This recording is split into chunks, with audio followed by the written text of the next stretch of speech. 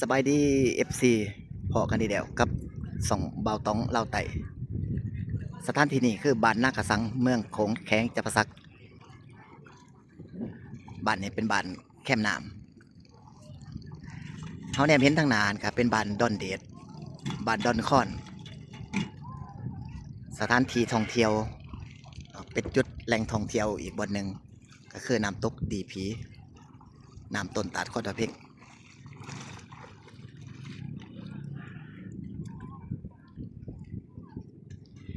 มีแต่เรือทั้งเกาะทั้งดอนเพิ่นขามมาขายปลาขายผักเพื่อจอดสับลาบอยู่พี่น้อง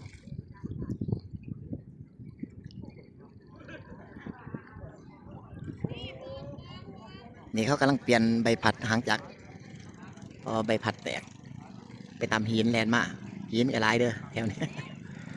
ป้าก็หลายพี่น้องป้าที่ไทยอัปเดตลงให้พี่น้องเขาได้เห็นในคลิปวิดีโอก็คือสถานที่แห่งนี้แหละเป็นป้าหลายที่สุด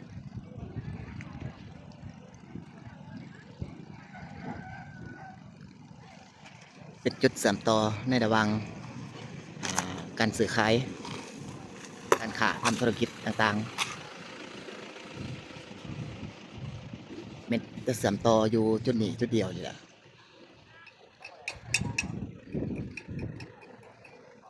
เป็นตลาดแคมน้ำก็แม่นแล้วก็ตลาดใหญ่ก็อยู่บางเทิงตลาดสมสน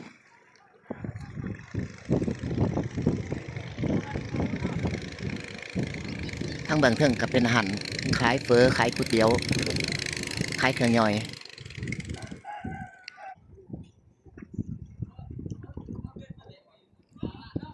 ยังไม่ดินมาเที่ยวก็มาได้เด้อพี่น้อง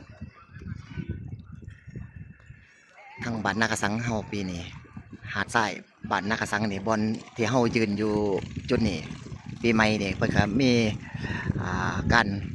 สังสรรค์ม่วนซื่นมีวงดนตรีใหญ่มาหับใส่ทั้งผีทั้งน้องเฮาอยู่ในสถานที่แห่งนี้คือวงดนตรีจอนนี่แบนด์มาหับใส่ทั้งผีทั้งน้องเฮาเวทีเพิ่นก็เฮ็ดแล้วแหละพี่น้องเบิ่งเวทีนำกันเวทีนี่ความกว้าง35เมตรใกล้กับแคมป์น้ำแล้วเฮามอนเฮาซื้อเฮากินเบียร์แล้วอากาศร้อนๆเฮาก็ต้นน้ำเล่นน้ำอยู่กับไกลๆดอกเวที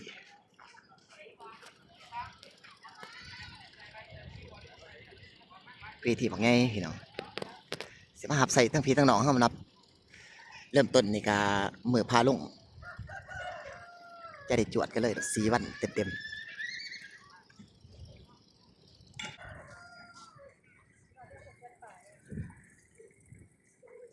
อย่าลืมอย่าพลาดหาโอกาสมาเที่ยว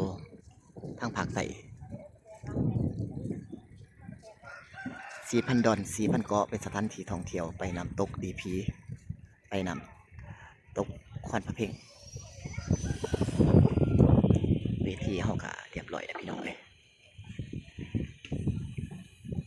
เห็นแล้วก็ฝากไลค์ฝากแชร์ฝากเป็นกำลังใจให้ครับสองไม่ส่งเบาต้องเราไต่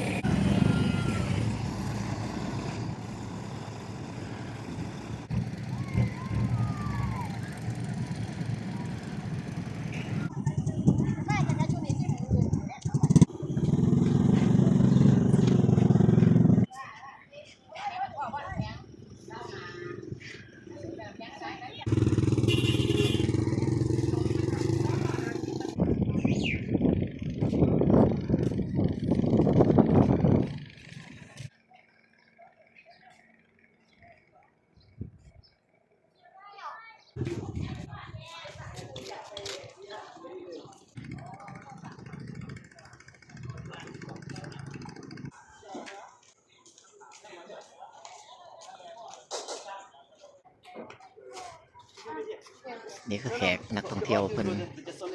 ขามมาแต่ท่องเที่ยวนำตกตาดดีผีนำตกตาดก็มาเพลงอยู่เฮีย Not all of them. Only you.